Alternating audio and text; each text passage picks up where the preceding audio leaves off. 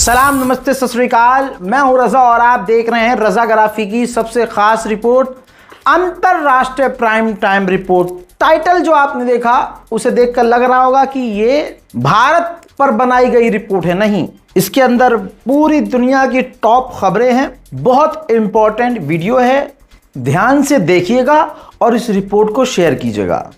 दोस्तों, जो पहली खबर है वो इतनी बड़ी है कि आपका दिमाग घूम जाएगा। लगेगी आग तो आएंगे घर कई जद में, यहां पर सिर्फ मुल्लों का मकान थोड़ी है। मैं शुरू से याद दिलाना चाहता हूं, मेरी एक दोस्त थी, नाम नहीं ले सकता, ईसाई थी। मैं यूट्यूब पर भी काम नहीं करता था, तब मैं किसी संगठन में काम कर रहा था, ऑर्गेनाइजेशन में, न्यूज प्लेटफॉर्म पर ही काम कर रहा था। तो वो बहुत अच्छी दोस्त थी। मुसलमानों पर हमले ही होते थे और होते हैं, इस बारे में हमारी जब उससे बहस हुई तो मुझे आज भी याद है, उसने कहा देखो, मुसलमानों के साथ जो हो रहा है सो हो रहा है, हमारे साथ ईसाइयों के साथ भारत में कुछ गलत नहीं हो रहा है, हम ओके हैं, हम खुश हैं। बल्कि उसने बताया कि मेरा बड़ा भाई ईसाई होने के बावजूद आरएसएस संगठन में है। तो मैं समझ गया कि फिर मानसिकता कैसी होगी। मैंने बहन को प्रणाम किया, उसके बाद से दूरी बनाई। लेकिन जाते वक्त, मुझे पता है वो वीडियो देखती है, जाते वक्त उस वक्त जब मैं बातचीत, मैंने सोच लिया था कि इनसे कम कर दूंगा, क्योंकि हक बोलने वाला इंसान मेरा दोस्त हो सकता है और जुल्म के खिलाफ अगर अपना मुंह बंद रखे तो ऐसे इंसान से भी मैं दूरी बनाना पसंद करता हूं, चाहे वो कितनी भी खूबसूरत हो। बहरहाल, तो मैंने जाते वक्त उससे कहा था कि नंबर आपका भी आएगा, चुप रहो। और यकीन कीजिए नंबर आ चुका है, आपने अब खुद देख लिया है। ईसाइयों पर हमले, जो मोदी वाले गुंडे हैं, जो मोदी जी के अंडर काम करते हैं, भाई धर्म की आड़ में पहले मुसलमानों के साथ जो हुआ उस पर तो मैं बोल ही नहीं रहा हूं। बात यह है कि जैसा मुसलमानों के साथ किया अब वैसा ईसाइयों पर होना शुरू हो गया। ईसाइयों के गिरजा घर पर हमले, साल में बेचारों का एक त्यौहार आता है, उस त्यौहार पर भी गिरजाघरों पर हमले, घरों के अंदर घुसना, यहां तक कि जो सेंटा बनता है या जो बनते हैं सेंटा क्लॉज के कपड़े पहन के, तो आपने उनके ऊपर भी हिंदू समुदाय के द्वारा अटैक्स देखे हैं, उन पर हमले देखे हैं। हिंदू संगठनों ने भाई क्या क्या गंद मचाया है। हर किसी के त्यौहार पर वो जो करते हैं वो किसी से छुपा हुआ नहीं है, सब कुछ सोशल मीडिया प्लेटफॉर्म्स पर और न्यूज़ रिपोर्ट्स में मौजूद है। ईसाइयों पर इल्ज़ाम लगने लगा कि भाई ये कन्वर्जन करवाते हैं। मुसलमानों पर जो लगता था, ठीक जब मुसलमानों पर जुल्म होते थे तो ईसाई समुदाय चुप रहता था, मुस्कुराता था मन मन, अरे इन मुल्लों को तो कोई बात नहीं, होने दो, हम तो ओके है ना। अब ये आग उन्होंने न बुझाने का काम किया, ना आग को रोकने का काम किया। अब ये नफरत वाली आग उनके खैमे में पहुंच चुकी है। इसके पीछे सरकार है। आपको पता है सरकार किस तरह से, मोदी सरकार किस तरह से इल्ज़ाम लगाती है कि विदेशी फंडिंग है। किसी मुसलमान को पकड़ना हो, पकड़ के कह देंगे भाई विदेशी। कितने news channel, platform, YouTube, social media accounts ये कह के बंद करवाए गए कि भाई विदेश से फंडिंग आ रही है, सो हम इसको बैन कर रहे हैं। कितने सारे ह्यूमन राइट ऑर्गेनाइजेशन, यहाँ तक कि जो एमनेस्टी इंटरनेशनल, वो भी भारत के अंदर बंद कर दिया गया। सबको हल्के हल्के करके हटाया गया ताकि जो भारत के नॉन मुस्लिम लोग हैं वो यको तन्हा अकेले हो जाएं और उनके साथ जो मर्जी किया जा सके, ये मजबूत ना हो सके। अब कुछ दिन पहले सरकार ने ईसाइयों को निशाना बनाते हुए संसद में FCRA नाम का बिल पेश किया। हालांकि वो बिल टाल दिया गया विपक्ष ने और दूसरे संगठनों ने जब भारी विरोध किया। इस बिल में क्या है? इस बिल में मोदी सरकार ने कहा है जो विदेशी फंडिंग आती है, ईसाई संगठन, ईसाई ऑर्गेनाइजेशन, ईसाई स्कूल, हॉस्पिटल, इनके नाम पर उन फंड का इस्तेमाल कन्वर्जन करने के लिए किया जाता है, धर्म परिवर्तन करने के लिए किया जाता है और ये हमारे लिए गलत है। हमें जो विदेश से चंदा आता है उस पर नज़र रखनी है, इसलिए हम ये बिल लेके आ रहे हैं। खैर, विरोध हुआ, बिल को टाल दिया गया, लेकिन अब फिर से संसद में ये बिल लाने की तैयारी है, जिस पर पूरी दुनिया, खासकर अमेरिका का जो ईसाई संगठन है, ईसाई ऑर्गेनाइजेशन है, उसने भारी विरोध जताया है और कहा है कि जैसे मुसलमानों पर जुल्म मोदी सरकार करती है, इंडियन गवर्नमेंट करती है, वैसे ही ईसाइयों पर भी करने की तैयारी में है। यहां तक कि बहुत सख्त जुमलों का इस्तेमाल करते हुए कहा कि भारत को चिंताजनक देशों में डालना चाहिए, भारत पर नजर रखनी चाहिए कि वो अल्पसंख्यकों के साथ क्या कर रहा है।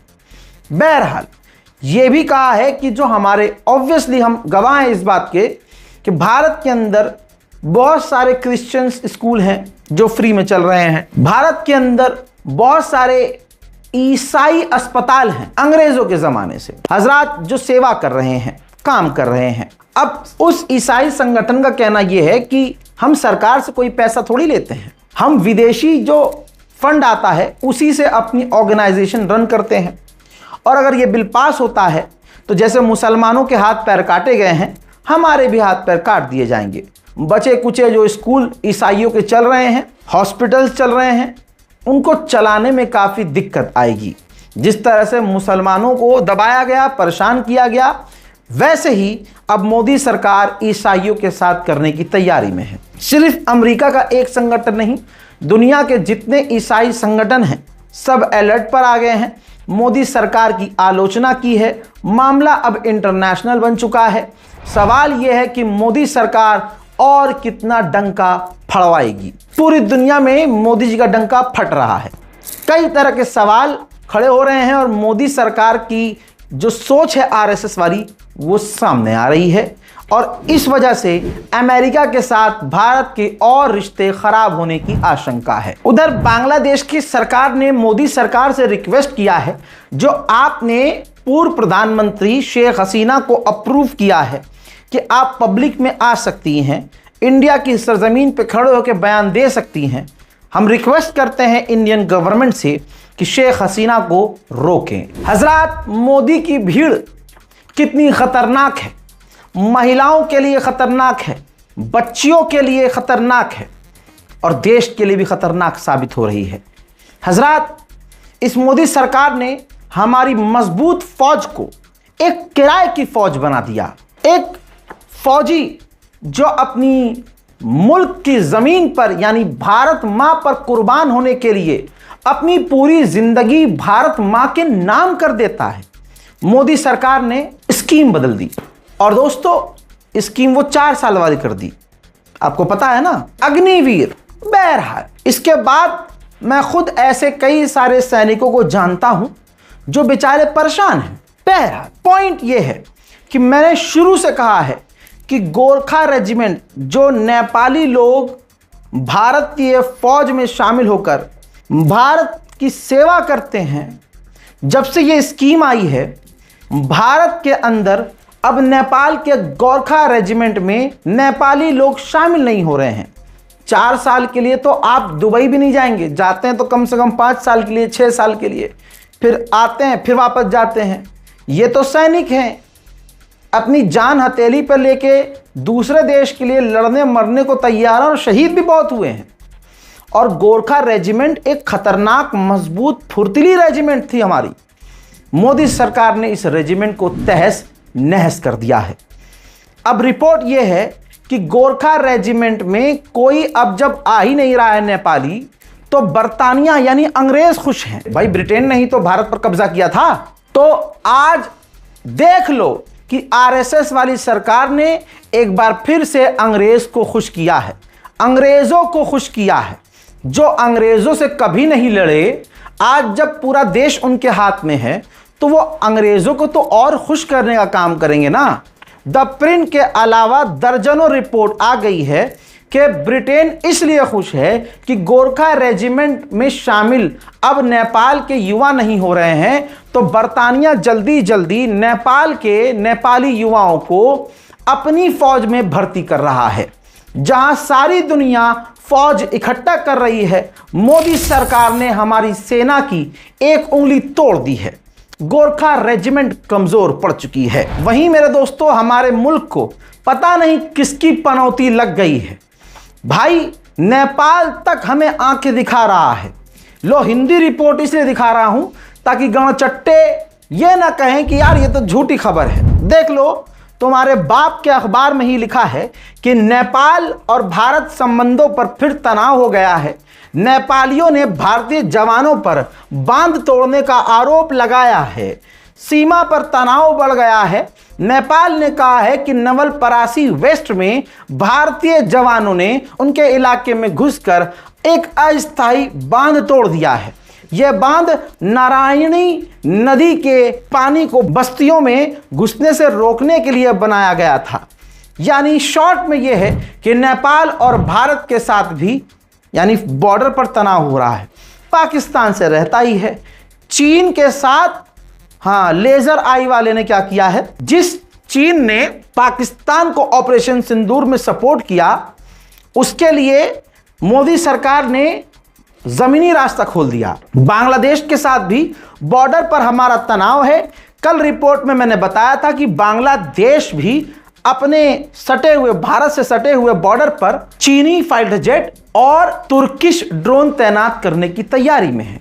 हमारा दोस्त पता है कौन है? वो तालिबान जिसको सर पर हाथ फेरकर मरिंडा आतंकी कहा करता था, और आज आप देख लीजिए वही हमारे दोस्त हैं। राजधानी दिल्ली में अफगानिस्तान का तालिबान का दूतावास खुला हुआ है। तालिबानी भारत की छाती पर चढ़कर नई दिल्ली में बैठा है किसी की औकात कुछ बोल जाए। जंग के बीच ईरान के लिए भारत ने अपना नया राजदूत घोषित कर दिया है। जी हां, जिस हिसाब से ईरान से खुन्नस दिखाई जाती है तो भाई सारे रिश्ते तोड़ लेते हैं। लेकिन कहने का मतलब यह है कि अभी भी भारत ईरान से जुड़ा हुआ है। हज़रात, भारत की रॉ कर तो खतरनाक काम रही है। जहां पाकिस्तान की बात आए, भारत 1 इंच भी नहीं झुकता। कबूल किया है खुद पाकिस्तान के टॉप आतंकवादी संगठन के आतंकी ने कि पाकिस्तान के पेशावर से लेकर बॉर्डर तक भारतीय एजेंट्स ने हमारे 30 लोगों को मारा है। ये खुद आकर उसने बोला है। ये लश्कर तैयबा का आतंकी खुद कह रहा है कि भारतीय एजेंट्स ने 30 लोग मार दिए, पेशावर से रावलपिंडी तक हमले किए, पीओके में भी चैन से नहीं रहने दिया। जबकि पीओके के अंदर खुद पाकिस्तान की आवाम, पाकिस्तानी जो कश्मीरी हैं, वो अपनी सरकार से परेशान है। लेकिन एक बात तो इसने कबूल कर ली कि 30 आतंकवादियों को पाकिस्तान के अंदर ही घुसकर मारा है। सुनिए इस आतंकी का कबूलनामा। वो तौहीद का लंबरदार था। इस जुर्म के अंदर हिंदुस्तान की खुफिया एजेंसीज ने उसको यहाँ आजाद कश्मीर के अंदर भी अमन और चैन से नहीं रहने दिया। अपने जर खरीद एजेंटों के जरिए से उसको यहाँ पर शहीद किया गया। ये पहला वाकया नहीं है। गुज़श्ता 3-4 सालों के अंदर 30 से ज्यादा वाकयात हो चुके हैं कि हमारे भाइयों को शहीद किया गया। किसी को पेशावर में, किसी को कराची में, किसी को पिंडी में, किसी को रावलाकोट में, किसी को मुजफ्फराबाद में। मेरे दोस्तों, ये तो कह दिया हमें, लेकिन आतंकवादियों को जत्ता जहां पर हो वहां कभी शांति आ सकती है क्या? बलोच पाकिस्तानी तो होते हैं। तो बलोच लोगों ने एक्सेप्ट किया है, खुलासा किया है कि हमने पिछले कुछ ही महीने में पाकिस्तान के 97 फौजियों को कत्ल किया है। अब क्या भावना हम पे इल्जाम लगा देगा इंडिया कर रहा है? ये तुम्हारे यहां खुद शांति नहीं है, आवाम परेशान है, तुम आम लोगों को मारते हो। आसिम चुदीर की फौज अपनों पर जुल्म करती है। सामने से जब हथियार उठाया जाता है तो फिर ये कहते हैं कि देखो वो तो आतंकवादी थे। हक मारोगे तो तुम भी मारे जाओगे। उधर बलोचिस्तान पाकिस्तान क्लेम करता है वो हमारा है। बलोच अपनी आज़ादी की लड़ाई लड़ रहे हैं। पीओके के लोग कह रहे हैं हमें आज़ाद होना है, हम पाकिस्तान का हिस्सा नहीं है। अब बलोच के इलाके में रहने वाले लीडर्स ने कहा है कि हम 11 अगस्त को आज़ाद हुए हैं, लिहाजा पूरी दुनिया हमें मान्यता दे। बलोचिस्तान यानी बलोच के लोग पाकिस्तान के नहीं हैं, हमारा देश अलग है। हजरत मोहतरम, पाकिस्तान में डेमोक्रेसी का डी भी नहीं है। हाँ, जब दूसरों की बात आए तो कोई बात नहीं है, खूब बुराई करो मोदी की, मोदी सरकार की, बड़ा मजा आता है उन्हें।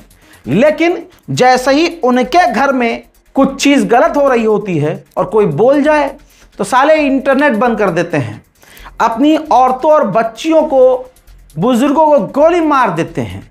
इलाके में बिजली काट देते हैं और वो जो पाकिस्तान की फौज है अपने टेरर मोड में आ जाती है और सिर्फ नरसंहार करती है। पूरी दुनिया खामोश थी। मैं बार बार पूरी दुनिया से रिक्वेस्ट कर रहा था, इंटरनेशनल मीडिया से कांटेक्ट करने की हम लोग कोशिश कर रहे थे, वहां तक बात पहुंचा रहे थे कि आप कवर कीजिए। अल जजीरा ने सुन लिया। अल जजीरा ने पीओके में हो रहे आतंकी घटनाओं को कवर किया जिसमें पाकिस्तान की फौज नंगी हो गई, जिसके बाद पाकिस्तान बौखला गया और अल जजीरा जो अरब का सबसे मिडिल ईस्ट का सबसे बड़ा चैनल है उसको पाकिस्तान के अंदर बैन कर दिया। हजरात मोहतरम, डेमोक्रेसी से याद आया कि पाकिस्तान के अंदर हाल इतना बुरा है। पहले पाकिस्तान की कौम रो रही थी कि कोई बोल नहीं रहा है, समर्थन में नहीं आ रहा है, पीओके में जो हो रहा है कोई हमारे लिए बोल नहीं रहा है। पाकिस्तान के एक्टर ताबिश हाशमी बोले। जैसे ही बोले तो पाकिस्तान की भड़वागिरी खाने वाली सरकार ने ताबिश हाशमी की 2 रियलिटी शो जो टॉप चल रहे थे, एक हंसना मना है और दूसरा टू बी ऑनेस्ट, दोनों शो को पाकिस्तान की हिजड़ी सरकार ने बैन कर दिया है। हजरात, अफगानिस्तान, लगभग अफगानिस्तान के तमाम इलाकों में बाढ़ आई है।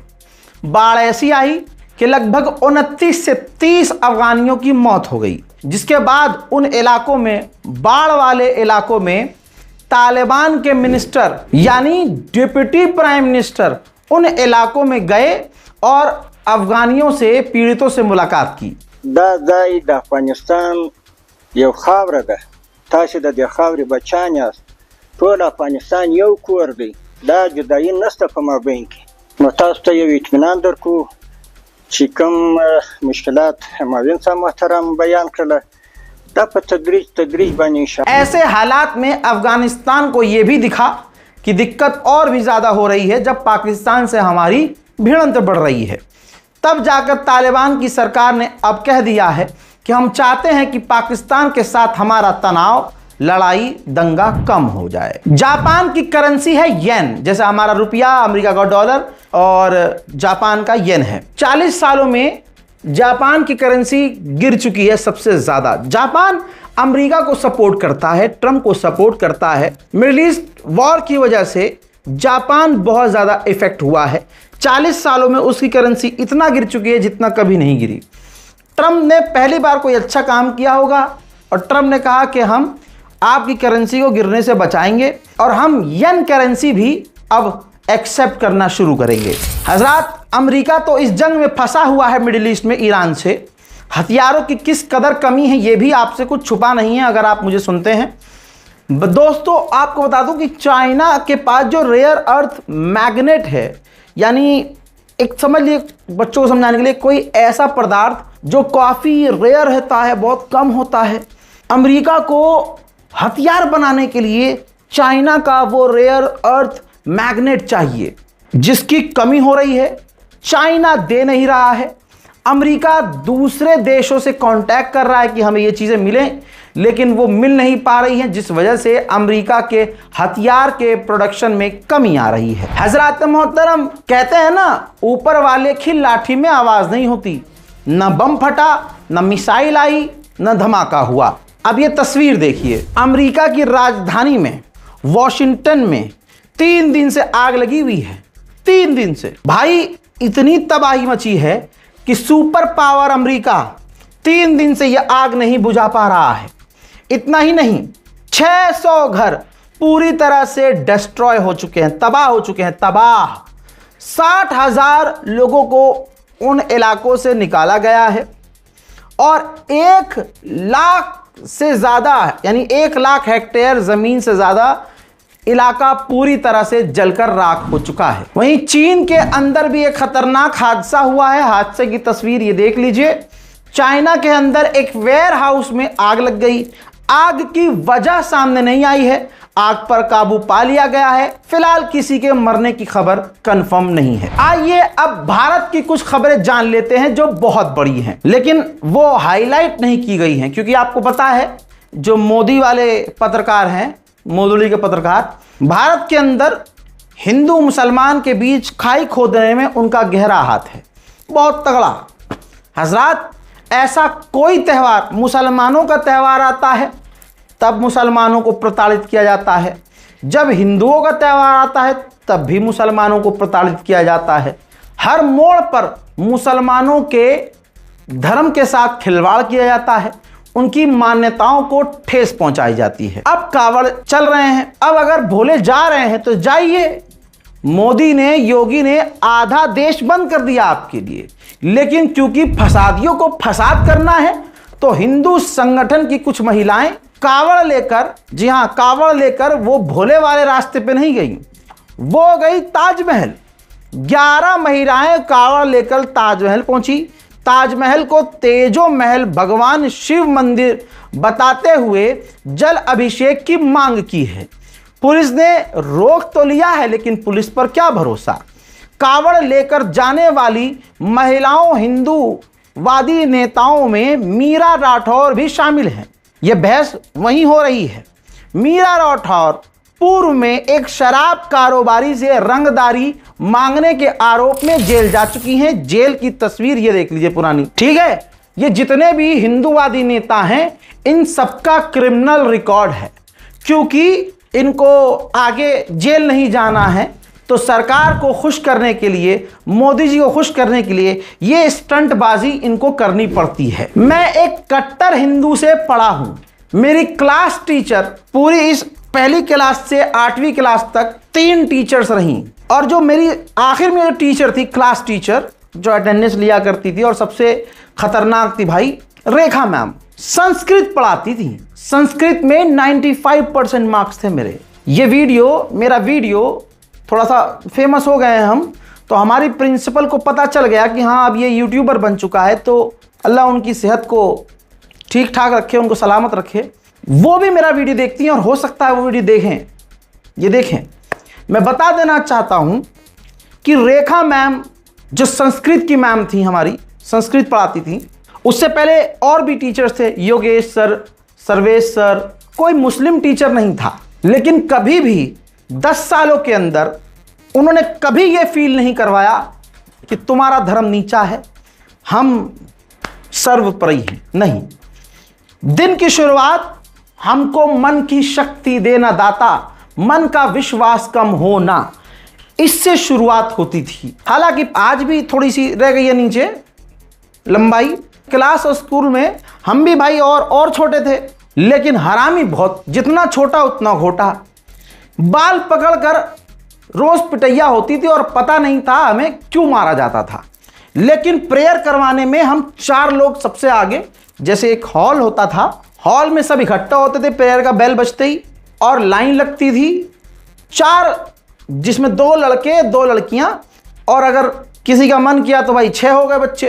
अब वो प्रेयर करवाते थे। तो हमको मन की शक्ति देना दाता से शुरू होती थी प्रेयर हमारी, और आखिर में राष्ट्रगान हुआ करता था, ठीक। और इन प्रेयर से पहले ही, मतलब हमको मन की शक्ति देना दाता से पहले 4 लाइन 5 लाइन हम पढ़ा करते थे। हम पढ़ते थे, फिर पूरा स्कूल पढ़ता था। जिसकी लाइन आप सुनेंगे तो याद आ जाएगा आपको, ओम बूम भुवः स्वः तत्सवितुर्वरेण्यम भर्गो देवस्य धीमहि धियो यो नः प्रचोदयात्। आज भी याद है, कोई टेलीप्रॉम्प्ट मोदी वाला नहीं है मेरे पास। शब्दों की मात्राएं ऊपर नीचे हो सकती हैं, लेकिन दिल में आज भी सम्मान है। पहले ही बता चुका हूं, पूरे 10 साल 12 साल तक मेरा स्कूल में बेस्ट फ्रेंड जनेब पहनने वाला वरुण था, जो मांस मच्छी से इतनी दूर रहता था जितना सलमान खान लौंडिया से दूर रहता है। इतनी सी बात है, लेकिन मेरी और उसकी दोस्ती आखिर तक कायम है, अभी भी कायम है, समझे। लेकिन उन्हीं के द्वारा, उनके जो लोग हैं, इतनी नफरत फैलाई गई है कि बेचारा मेरे सामने वो कैमरे पे आने को राजी नहीं है, समझे। तो कहने का मकसद ये है कि कभी ऐसा पहले नहीं हुआ करता था जितनी नफरत आज है। भाई शिव जी को हमने पढ़ा है, जो आज भोले भोले कर रहे हो, उस शिव को शिव पुराणों में हमने पढ़ा है, लाइब्रेरी में हमने पढ़ा है। क्योंकि मैं एक मुसलमान, मेरे सारे दोस्त हिंदू, दिवाली है, दशहरा है, कोई भी त्यौहार आ रहा है, उसके जो बैक स्टोरी होती थी, ये क्यों होता है, ऐसा क्यों करते हैं, आज के दिन क्या हुआ था, मुझे इंटरेस्ट होता था, वो मुझे बताते थे, क्लास टीचर आकर बताते थे। दिवाली पर अकेले अकेले पूरा क्लासरूम सजाने वाला मैं। ये स्कूल की बात हो गई ना। जब मैं ऑफिस ज्वाइन कर चुका था तो जितने भी ऑफिस में काम किया सारे सीईओ डायरेक्टर्स इस बात को जानते हैं, गवाही देंगे, नहीं कमेंट मत कर दीजिएगा आप, गवाह हैं आप मेरे जितने भी बॉस रहे हैं कि दिवाली की जो रंगोली होती है ना, क्योंकि मुझे ड्राइंग का बड़ा शौक था, रंगोली तक मैंने बनाई है अकेले ने। पूरा ऑफिस सजाया मैंने अकेले ने, शौक था, अभी भी है। कभी हम लोगों ने दूरी इख्तियार नहीं की, भैया ये तो हिंदू, क्योंकि उनके दिल में भी हमारे लिए कोई नफरत नहीं, तो मेरे दिल में उनके लिए क्यों नफरत हो। तो आज की तारीख में दर्द होता है, ये नफरत देखकर दर्द होता है। अब आप देखिए, कावड़ तो मेरा यार वरुण भी लेके जाता था, लेकिन कावड़ यात्रा में भोले बन के तुम जा रहे हो, भोले वाला कोई काम नहीं कर रहे हो। इस पर हिंदू खुद सवाल उठा रहे हैं कि भाई तुम चलो जो नशा करते हो, हुक्का छल्ले निकाल रहे हैं, डीजे तो है ही, पार्टी चल रही है, ये कौन सी मर्यादा है भाई? इससे प्रभु खुश होंगे? कई तरह के सवाल खड़े होते हैं। ये धर्म वाली बात नहीं है, बात यह है कि आप अपने धर्म को दुनिया को क्या दिखा रहे हो कि कैसा धर्म है, सवाल आप खुद खड़े करवा रहे हो। आगे बढ़ने से पहले एक कीड़े का वीडियो आया है। जयपुर गया था यूजीसी के विरोध में और मोदी के खिलाफ नारे लगा रहा था। अभी कुछ दिन पहले सीजेपी प्रदर्शन में जो छात्र सड़कों पर आए थे तो ये उनको मारने की बात कर रहा था, मोदी को सपोर्ट कर रहा था और मोदी जी का नाम लेके धमकियां दे रहा था, बच्चियों को, लड़कियों को, बच्चों को, लड़कों को धमकी। जयपुर गया यूजीसी के विरोध में, वहां नारे लगा रहा था मोदी जी के खिलाफ, विरोध कर रहा था मोदी का। पुलिस ने जैसे ही लठ बरसाना शुरू किए, सबसे पहले ये भाग गया। Roll back, roll back, roll back. Modi ji की तानाशाही नहीं चलेगी, नहीं चलेगी। मोदी जी की तानाशाही नहीं चलेगी, नहीं चलेगी। वहीं मेरे बाजू में एक और तस्वीर है। कावड़ के लिए क्या किया है कावड़, मतलब मोदी और योगी, भाई योगी तो दिमाग भाई। कई जगह थानों का नाम बदल दिया गया है, कावड़ थाना ऐसा करके। आप उत्तर प्रदेश से तस्वीरें आ गई होंगी आपके सामने। कई जगह पुलिस वालों को वर्दी उतार के उनकी कावड़ियों के, भोले के भेष में तैनात किया गया। बेतुकी है चीजें, सारी बातें। उसके बाद कुछ हादसा हुआ, ये बात मेरठ की है, उसी घटना का ये वीडियो है जो मैं थोड़ा सेंसर कर रहा हूं। कावड़ियों ने पुलिस को कॉल किया, पुलिस हमारे देश में कहां टाइम पे आती है, लेकिन गनीमत ये रही आ गई। जो पुलिस वाले आए वो सादी वर्दी में थे। सादी वर्दी में तो जंतर मंतर में भी गए थे, लेकिन जंतर मंतर पे सादी वर्दी वालों के ऊपर छात्रों ने हमला नहीं किया था। यहां जो सादी वर्दी में पुलिस आई तो लेट आई। इस बात पे गुस्सा होकर भोले ने पुलिस वालों को ही भर्ता बना दिया। यह घटना का वीडियो है, आगे सफाई आएगी पुलिस की तो मैं आपको वो सुना दूंगा, दिखा दूंगा। संस्कार की बात होती है और मुझे हिंदू समाज में, हिंदू धर्म में संस्कार क्या होता है मैं अच्छे से जानता हूं। वजह आपको पता है मैं क्यों जानता हूं। यह संस्कार है। मुसलमान 2 रकत नमाज नहीं पढ़ता, मुसलमानों को तो किनारे कर दो। अब तो बात ईसाइयों पर आ चुकी है, वो अपने घर के अंदर प्रार्थना करते हैं तो एक भीड़ पहुंच जाती है एक धार्मिक नारा लगाते हुए, वो भीड़ यही होती है। अब अलग अलग तरह के दावे किए जा रहे हैं, लेकिन क्या ये देखने में आपको भक्त लग रहे हैं? क्या ये संस्कारी नजर आ रहे हैं? ये सवाल है, जो करना है आप तो कर ही रहे हैं। ये हर साल का मामला है। क्या पहले कावड़ नहीं जाया करते थे? क्या पहले भोले नहीं जाते थे? ये 2014 के बाद से ये अचानक से कोई धार्मिक प्रोग्राम हिंसक कैसे हो जाता है? भोले नाम में ही शांति है, भोले नाम में ही प्रेम है। भोले अगर एक खड़ा हो तो 50,000 की भीड़ जो किसी पर हमला करने आए, भोले वो होता है जो अकेला उन्हें रोक ले, अपने संवाद से, अपने बातों से और बल से भी। अपने बल का प्रयोग मासूमों को बचाने के लिए करता है, उसे कहते हैं भोले। क्योंकि भोले सिर्फ तुम्हारे नहीं हैं, तुम ही कहते हो ना, पंडित जी खुद ही कहते हैं भोले तो भाई पूरे संसार के हैं। तो आप देखिए कि लखनऊ में क्या हुआ। हालांकि वहां के हिंदुओं ने भी कड़ा विरोध किया। कुछ हुआ होगा, स्कूल की वैन थी, बच्चियां और बच्चे उस पे बैठे थे। भाई कावड़ियों ने उस गाड़ी के ऊपर हमला कर दिया, चाहे उसकी टक्कर हुई हो, कुछ भी हुआ, लेकिन भाई गाड़ी के अंदर बच्चे हैं मासूम, उनके ऊपर हमला कर दिया, शीशे तोड़ डाले गए, बड़ा हादसा हो सकता था। माता पिता रो रहे हैं, हिंदू ही विरोध कर रहे हैं कि भाई हम भी तो हिंदू हैं, ये काम हम तो नहीं करते। ये क्या हो गया है देश को? देखिए ये इतने छोटे छोटे बच्चे इस गाड़ी के अंदर बैठे हुए थे, जिसपे यहाँ पे उन्होंने पत्थर से वो किया है, और आप देख सकते हैं यहाँ पे बच्चों के चोट तक के भी आई है, शीशा अंदर टूटा हुआ है। स्कूल जा रहे थे बच्चे, हल्का सा गाड़ी से उनका वो चोट भी लगा। उसके बाद उन्हीं ने यहाँ पे इस पे गाड़ी में पथराव कर दिया, और ये भी नहीं देख रहे थे कि इसमें बच्चे बैठे हुए हैं। ये गाड़ी नंबर भी दिखाना चाहूँगा आपको। ये चरक चौराहे की बात है, चरक चौराहा मेन चौराहा है, आप देख सकते हैं, यहीं की घटना है। और ये बताइए, ये हादसा आपके सामने हुआ, क्या कर रहे थे वो लोग? गाड़ियाँ लेने के दौड़े हैं और गालियाँ बक रहे थे, गालियाँ बकते हुए गए हैं।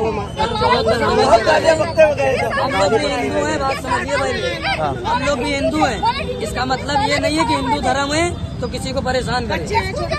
मतलब जबरन ये सारी चीजें करी गई है लोग के। आपका क्या नाम है? जरीन। आपका क्या नाम है? मोहित कश्यप। मोहित कश्यप। जी हाँ। फिलहाल के अंतरराष्ट्रीय प्राइम टाइम रिपोर्ट में इतना ही। इस रिपोर्ट को शेयर कीजिए, दुआओं में याद रखिए कि हमारे देश को जिस सुअर की नजर लगी है, हमारा देश उस गंदी नजरों से बच जाए, देश में शांति और अमन आए। कम से कम मैं मरने से पहले हिंदू मुसलमान में प्यार और एकता देखना चाहता हूं, यही मेरा ख्वाब है। एक ख्वाब और है, वो बयान करते ही मोदी जी जेल में डलवा देंगे, इसलिए वो दिल की बात, मन की बात मैं मन में ही रखना ज़्यादा बेहतर समझूंगा।